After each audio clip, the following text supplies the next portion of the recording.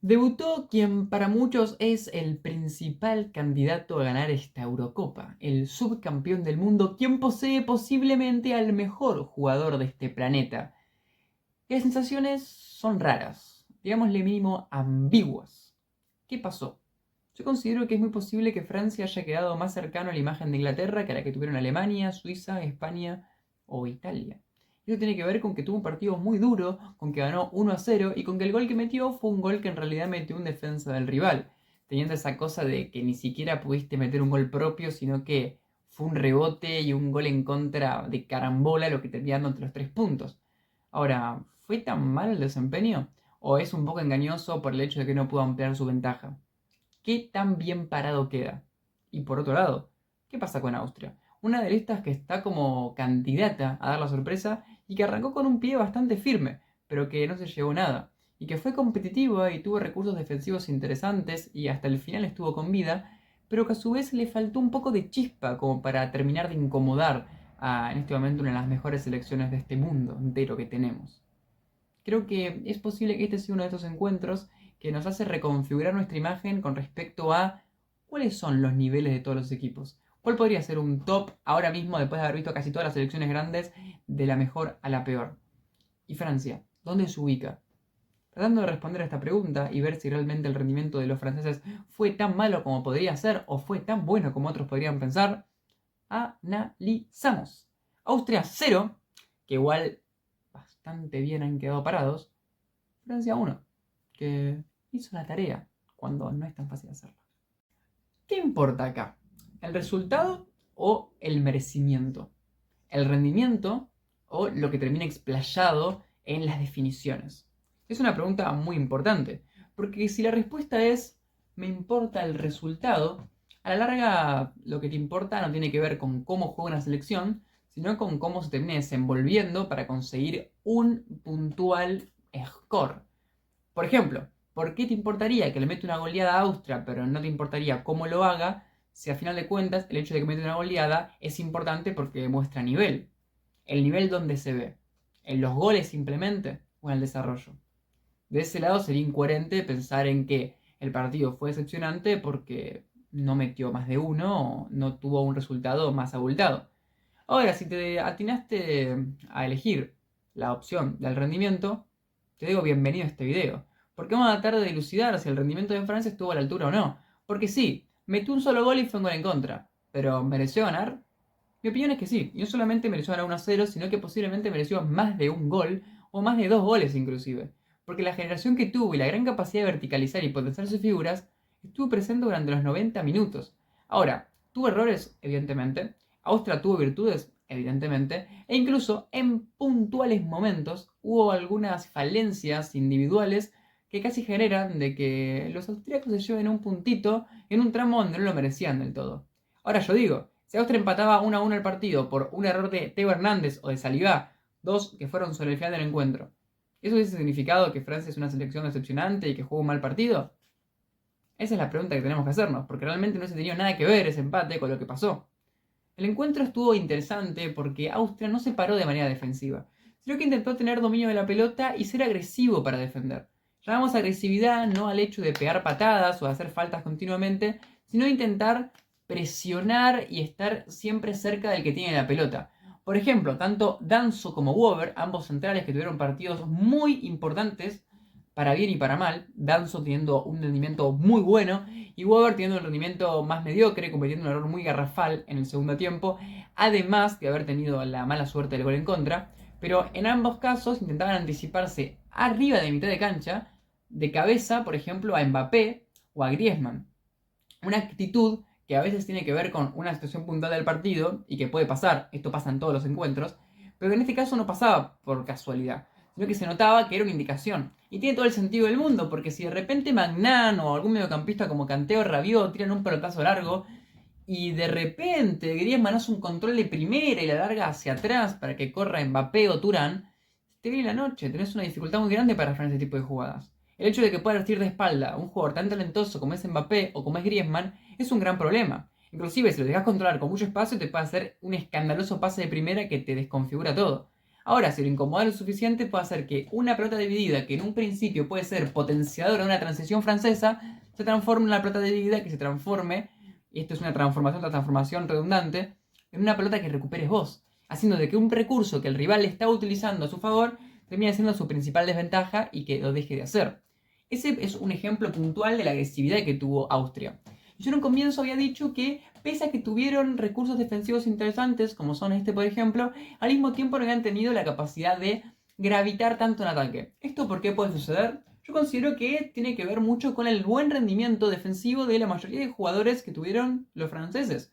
Por ejemplo, Kanté tuvo un partido increíble. Creo que se nota muchísimo que el talento que tiene y que está en selección de Francia y se juega diferente es totalmente, digámosle, indeleble. No importa que esté en Arabia Saudita hoy en día. Fue de los mejores del partido. Su capacidad de posicionamiento, su velocidad y hasta su participación en ataque fue notable. La polivalencia que tiene Kanté lo hace uno de los mejores jugadores del equipo y realmente considero de que a niveles históricos puede ser muy bien posicionado por su gran variabilidad, además de su regularidad en su carrera. Pero más allá de meternos en ese debate que no tiene ningún sentido ahora mismo, quiero decir que la cantidad de pelotas en las que Kanté fue relevo de otros jugadores que habían cometido errores es admirable. Además de tener buena capacidad para pasar hacia adelante, buena capacidad para tener aperturas de cancha, hasta momentos donde genera regates o desbordes. Hasta desmarques tuvo Kanté. Lo peor es que los tiene en todo el partido y juega todo el tiempo y no se cansa. Eso es un ejemplo. Por un lado, Austria tenía unos rivales que tenían buenas capacidades en los unos contra unos. Saliba tuvo buenas recuperaciones y además sale bien jugando. Por tanto, te has recuperado, no tiene ningún problema. Teo Hernández jugó un partido buenísimo, tanto en ataque como en defensa, salvo por un error en el segundo tiempo que ya mencionamos. Y después, tanto Upamecano como Koundé, para mí fueron las partes más débiles, pero sin todo no tuvieron malos partidos. Ambos tuvieron situaciones en las que lograron recuperar y sobreponerse sobre atacantes austríacos que no tuvieron la suficiente capacidad individual para, por ejemplo, pasar jugadores. Esto quiere decir que de por ser uno contra uno, no tenía mucha ventaja Austria. Porque ¿qué armas tenía? Por un lado, Leimer, que es un jugador interesante, más que nada por su polivalencia posicional. Por momentos se retrasa y participa del juego colectivo, por otros intenta desplegarse más como un extremo. Pero la realidad es que cuando intentaba desplegarse como un extremo, en el rol más natural que tenía, por su posición de justamente jugador de banda, no terminaba de ser tan bueno. Al contrario, fue mucho más útil para el equipo y para mí más útil que los naturales de esa zona para crear juego, para distribuir pelotas, para tener pequeñas recuperaciones, para tener algún regate pero más atrasado. Tuvo desmarques, pero realmente no fueron las principales características positivas para su equipo. Baumgartner, que era el otro jugador desequilibrante, estaba muy centralizado y por tanto estaba en la zona de Kanté, cosa que hacía que esté bastante incómodo. Y no tuvo capacidad tampoco para generar remates, no tuvo tantas jugadas en las de que termine el regate y logre hacer un pase final, pero es innegable de que estuvo muy movedizo y que fue importante para tener siempre una opción de pase de parte de los mediocampistas. Y considero de que cuando hablo de que fue una selección un poco aburrida, viene un poco por ese lado. Teníamos a Krilic y también a Seiwell. Ambos tuvieron partidos muy sólidos y en un equipo que tiene jugadores más adelantados, que tienen un buen partido, hubiesen sido súper útiles, porque no cometieron muchos errores y transmitieron una efectividad bastante alta en los pases. Pero la realidad es que el equipo necesitaba que esos jugadores corran más riesgos, tengan más conducciones hacia adelante o tengan más pases interesantes que puedan potenciar más aún los movimientos de Baumgartner, de Leiner o de Gregoritsch, que para mí inclusive Gregoritsch estuvo desaparecido completamente y absorbido por esa zona media. Que sí, pudo intentar pivotear y lo hizo de hecho y capaz que tirar algún centro al segundo tiempo que fue un poco interesante, pero nada más que eso. La idea es que Gregoritsch, que es el número 10, siempre estaba atrasado y siempre era el que tenía la pelota al principio. Pero no es que a través de esa iniciativa de decir, démela a mí, tenía una capacidad para avanzar, gambetear, hacer pases interesantes. Se la pasaba a Seiwell, o se la pasaba a Baumgartner, o capaz que aparecía lateral por izquierda o por derecha para asistirlo, y no mucho más. No tuvo intervenciones realmente relevantes. Algún cambio de frente, alguna jugada en la de que él no tenía la pelota y se desmarcaba, y hasta ahí. Faltó chispa, no tuvo muchas ideas y tampoco cuando las tuvo las ejecutó bien. Y hablar de Seiwell, que me parece que tiene más sentido porque es el jugador más posicional, más defensivo del equipo. Tuvo buena distribución, pero a nivel creativo no aportó casi nada. Y si le sumamos un post como un lateral derecho que tuvo proyecciones, pero no tuvo buenos centros y tampoco tuvo buena capacidad para sacarse jugadores de encima con regate, y a un Dueme que no tuvo un gran partido más allá de unas acciones defensivas, nos encontramos con un equipo que tenía todo un esquema en el que lograba pasar la pelota, mantener la posesión y llevarla hasta zonas bastante difíciles de llevarlas, pero una vez que llegaba hasta ahí, se quedaba ahí. Y encima la llevaba poco hasta ahí. Entonces, Francia cuando se defendía en su campo, en situaciones posicionales de pases de mayor número, no tenía muchos problemas. Austria tenía la dominación del partido, pero era una dominación extraña. Imagínense lo siguiente, hablemos un poco en este momento de manera hipotética. ¿Qué hubiese pasado si Francia hubiese tenido la pelota y Austria se hubiese defendido? Y Francia, en vez de poder ser profundo, hubiese simplemente tenido la pelota. ¿Hubiésemos dicho que Francia tuvo un buen partido porque dominó la pelota?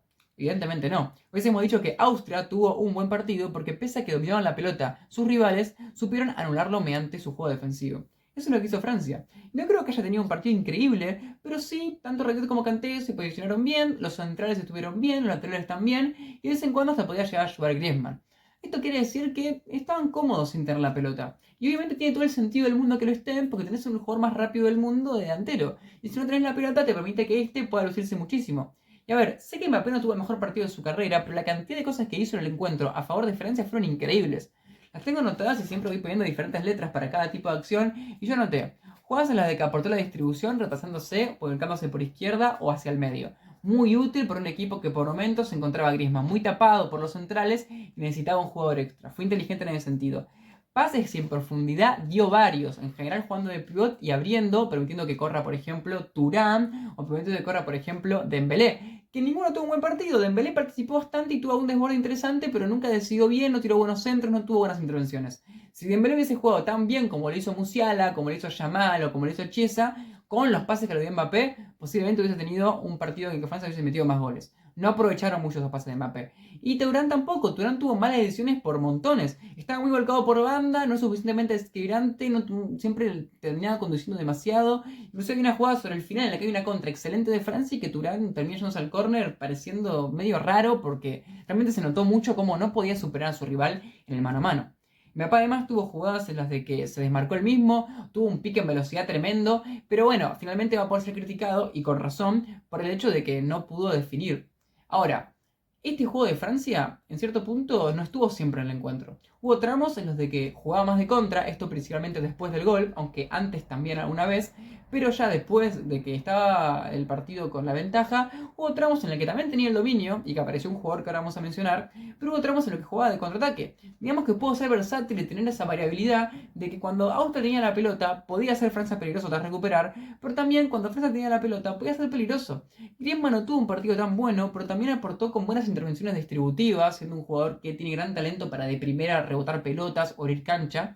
Quizás no le faltó un poco de regate, pero si analizamos cualquier otro partido de esta Eurocopa y la mayoría de rivales, va a dar que realmente Francia generó muchísimas ocasiones de gol y que mereció bastante más de lo que se terminó llevando. Lo que sí, ciertas puntas de lanza de su equipo fallaron en la definición, incluyendo justamente al caso de Mbappé. Acá uno de los principales nombres, y es muy curioso porque es un jugador que en clubes quizás no termina de destacar tanto, es Rabiot, que a mí me encantó. Lo movedizo que estuvo, los pases que dio, cómo favoreció a Mbappé, cómo tuvo la capacidad de estar en la zona correcta en cada momento, favoreciendo mucho los pases de los centrales. Tuvo un partido increíble Rabiot, siendo realmente uno de los ejes del equipo y haciendo quizás lo que Griezmann no pudo hacer tanto. Lo que Griezmann hizo de vez en cuando y con mucha calidad, Rabiot lo hizo de manera mucho más constante. Las combinaciones rápidas con triangulaciones o pases en cuanto a paredes que permitían un jugador que corra hacia adelante o un desborde a un defensor rival, en Francia sucedieron en varias ocasiones. Por ejemplo, Koundé, Dembélé más Griezmann, una triangulación interesante que se dio en el primer tiempo que fue muy útil. Hernández más Thuram más Mbappé, Mbappé más Hernández, Mbappé más Rabiot, Mbappé más Thuram. Muchas combinaciones, principalmente con Mbappé, que por eso para mí fue el mejor del partido, porque este se pudo combinar con muchos compañeros, permitiendo de que uno o el otro desborde. Mencionamos un jugador que antes habíamos ya dicho y que fue muy bueno, que fue Hernández, que las proyecciones que tuvo lo mostraron como un jugador muy veloz y con gran capacidad de conducción. Por su lado, si no me equivoco, estaba el lateral post y que realmente nunca estuvo a la altura. En general, Hernández lo desbordó de muy buena manera. Ahora, ¿qué es lo que terminó pasando? ¿Por qué Francia hizo tantas cosas bien según mi postura y no pudo meter gol? Creo que principalmente porque la generación de juego tenía mucho que ver con pases excelentes hacia las bandas. Y los que recibían esos pases excelentes hacia las bandas eran jugadores que a partir de esa jugada generada, que tiene mucho mérito y que finalmente estuvo superando al rival mediante una jugada colectiva y o individual, no eran resueltas de buena manera. O al final terminaban siendo tapadas por ejemplo, Danso, que tuvo muchas intervenciones defensivas, o inclusive, bueno, una jugada en la que el arquero pudo aparecer bloqueando algún centro. Digámosle, el puntapié final o la asistencia muchas veces no aparecía, haciendo de que toda la generación se vea opacada y quizás en el highlight mismo del resumen del partido no aparezca, O hasta que hay una jugada, la de que haces todo bien y que finalmente la definición no termina de ser del todo buena. Por la generación estuvo, y Austria sufrió bastante. Yo considero de que lo que pasa es de que la imagen de que Austria pierda solamente 1-0 con un gol en contra, termina haciendo que esa selección no quede tan mal parada. Y tiene todo el sentido del mundo. Hay que tener en cuenta de que si bien yo digo de que si hubiésemos imaginado el partido con Francia atacando sin poder llegar y Austria defendiéndose, hubiese quedado una buena imagen, no lo hago para decir que por esa razón Francia jugó un partidazo. Porque realmente Francia tiene que tener más exigencia que Austria porque es un equipo más candidato, con más recursos y por tanto con mayor responsabilidades. Pero al mismo tiempo yo considero que esas responsabilidades no las asumió del todo mal. Yo pienso que sí tuvo algunos errores, sí tuvo algunos jugadores que en ciertos momentos no terminaban de definir de la manera correcta o de tomar decisiones correctas, más que nada, como cuando digo que estuvieron llevando la pelota hacia las bandas, pero ahí no pudieron decir del todo bien. Pero eso no quiere decir que no hayan tenido un partido consistente y que hayan merecido ganar. De hecho, merecieron meter más goles que su rival indiscutiblemente. Y creo que es justo que Austria no haya metido goles, pero es injusto que Francia no haya metido más de un gol. O sea, creo que un resultado más merecido hubiese sido un 2-0. Y si metió un gol a Austria, o sea, que le damos un poco más de merecimiento extra a Austria, también deberíamos dárselo a Francia como para decir que mínimamente hubiese merecido ganar 3-1.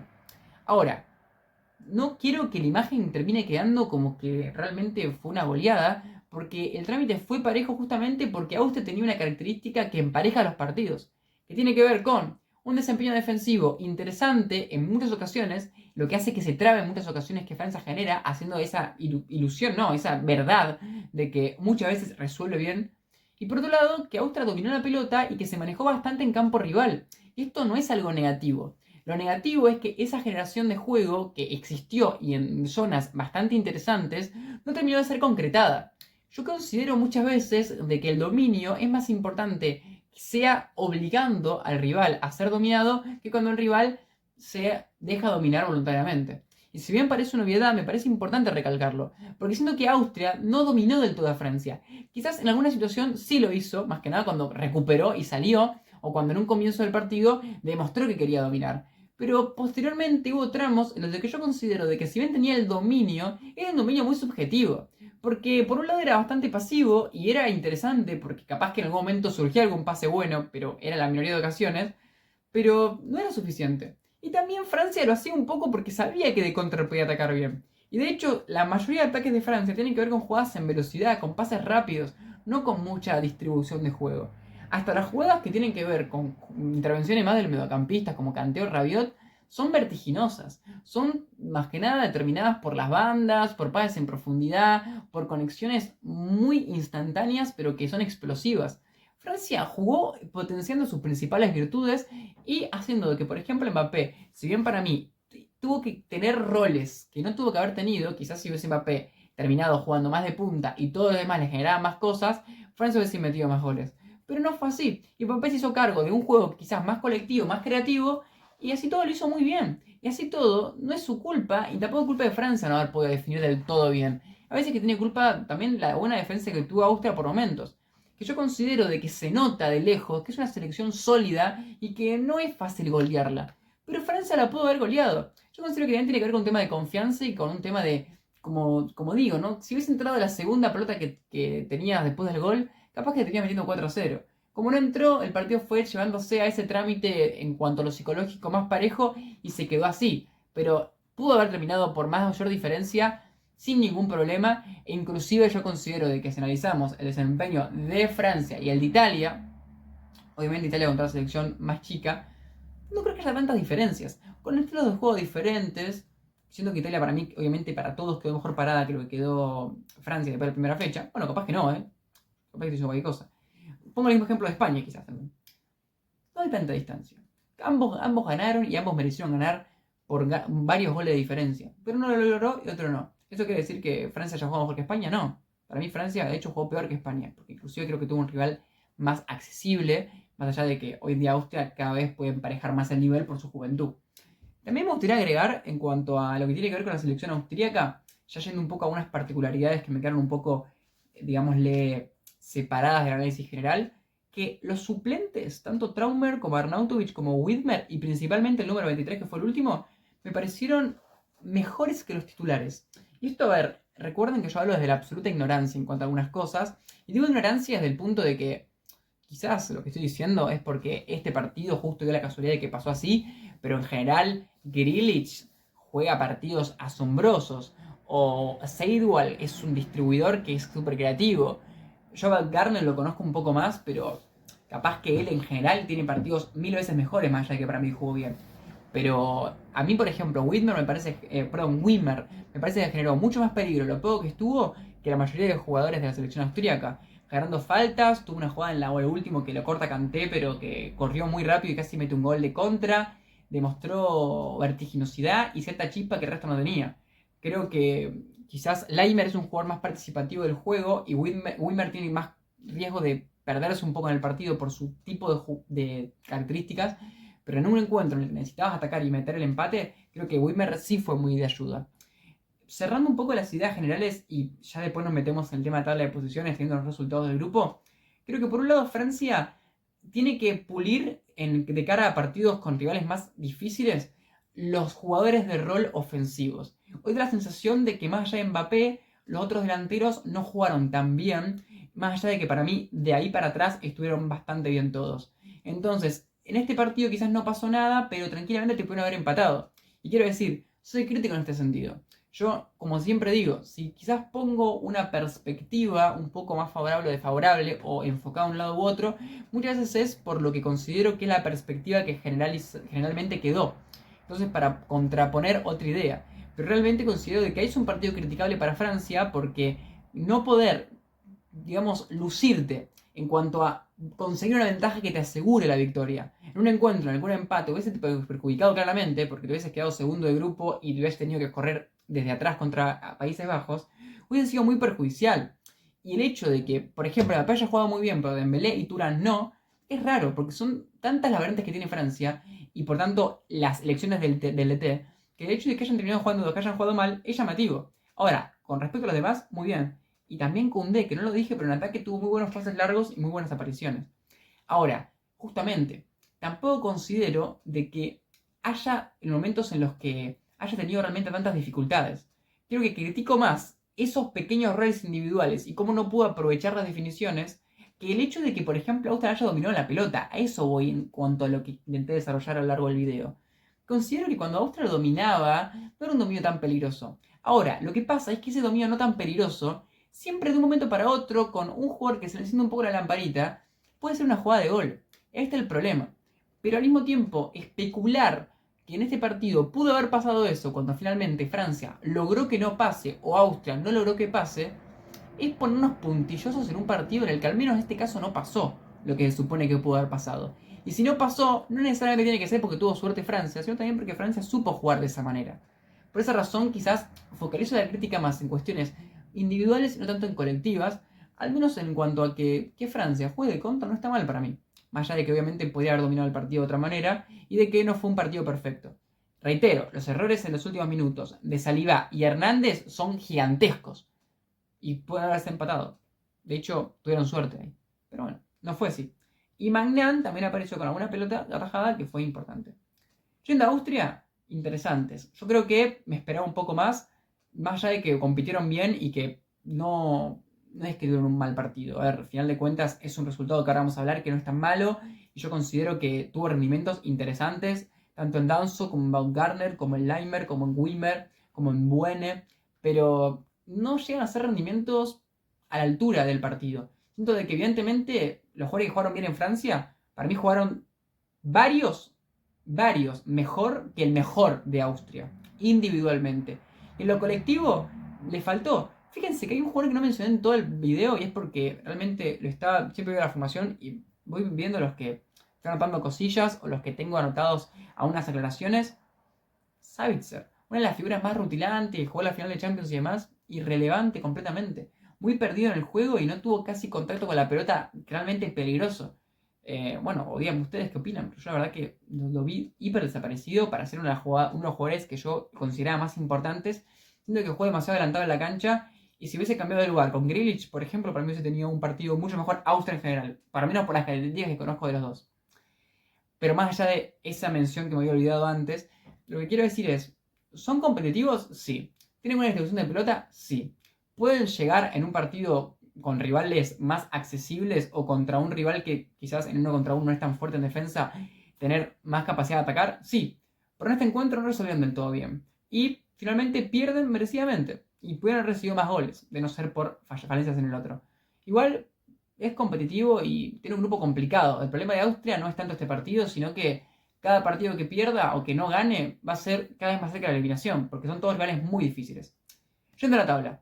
Obviamente Países Bajos con 3 puntos, pero con 2 goles a favor, por lo tanto un poco más arriba. Francia con 3 puntos, Polonia y Austria con 0. O sea, se ve la lógica acá, pero en 2 partidos donde los equipos peores compitieron bastante bien. Aunque yo considero que me gustó más Polonia que Austria. Y aunque yo en la previa daba un poco mejor a Austria, ahora mismo siento que quizás Polonia tenga más chances de clasificar tercero que lo que es Austria. Pero por cómo jugaron contra Holanda y contra Francia, que tienen en cuenta también que Holanda tiene menos nivel que Francia y por tanto Polonia tenía más chances de jugar un mejor partido. Pero sin Lewandowski, con algunas figuras interesantes en los laterales y en Zielinski, me pareció un poco mejor la actuación que tuvieron los polacos. Francia y Holanda están en la misma de siempre. Hicieron la tarea, ya tienen esos 3 puntos necesarios para estar cerca de clasificación. No corre riesgo que queden fuera desde mi punto de vista. Ahora, hay que ver cómo se desenvuelven contra los rivales. Ahora, cuando inviertan los partidos contra Polonia y contra Austria, y cuando se enfrenten entre sí, se va a decidir el primer lugar. El que pinche contra uno de los otros dos, si es que es uno solo, va a tener esa desventaja de la última fecha depender de ganar, mientras que el otro con un empate le va a alcanzar. Pero yo considero de que ambos estuvieron a la altura de los partidos y merecieron ganar. Pero se notó que es un grupo muy parejo y que no fue como en otros grupos donde los equipos más potentes golearon. Aunque, reitero, si bien para mí no hubo tanto dominio como en el partido de Italia o de Alemania, tranquilamente, en un contexto más engañoso, en el resultado, pudieron haber goleado. Ambos. Porque generaron bastantes ocasiones de gol. Yendo a Polonia y Austria, están en la misma. Un grupo muy complicado en el que van a depender de sacar algún empate contra los equipos grandes. Obviamente, o una victoria. Que Polonia no estuvo para nada lejos, ya que el empate se le escapó a lo último. Y Austria tampoco lo estuvo tan lejos, porque de hecho lo pudo haber empatado sobre el final con los errores de los defensores de Francia y no lo pudo definir bien. Por tanto, no están tan lejos. Yo creo que Austria contra Países Bajos es más posible que saque un empate que Polonia contra Francia. Veremos cómo se dan las cosas. Pero si ninguno saca un empate, va a ser difícil que se clasifiquen porque van a sumar solamente 3 puntos y van a empezar a depender muchísimo de la diferencia de gol. ¿Es imposible clasificarse con 3 puntos? No, de hecho es posible y lo han hecho muchos equipos. Pero hay que ver cómo vienen los demás grupos. Ahí vas a depender mucho de cómo se están desarrollando cada uno de los diferentes grupitos de equipos. Pero yo pienso que puede llegar a empatar, pero que la tienen complicada, aunque veo más posible que lo haga Austria a que lo haga Polonia. En la última fecha, obviamente, si empatan entre los dos, van a quedarse afuera los dos. Así que ahí van a tener que jugar a todo o nada, porque cualquier resultado, que si no le ganan a Francia, ¿no? O a Holanda. Así que, si llegaste hasta acá, en este video sobre uno de los mejores equipos del mundo, te agradezco mucho y te recomiendo que te suscribas a mi canal, ya que estamos subiendo todos los días, todos los partidos de la Eurocopa, los análisis completitos, hablando un poco de las percepciones que me quedan de cada equipo y de cómo viene esto de cara hasta el final. Estamos tratando de llegar a los 500 suscriptores para tener las membresías y posteriormente a los 1000 para tener el partner. Mi sueño podría ser vivir de esto, así que cada suscriptor, más allá de que no te quedes a ver todos los videos todos los días, realmente es una alegría inmensa para mí y un pasito más para acercarme a ese sueño. De todas formas, si estás escuchándome en este momento, te agradezco muchísimo por valorar mi contenido. Y además, un like o un comentario se agradece una barbaridad, ya que bueno, apoya a que este video se pueda ver mucho más.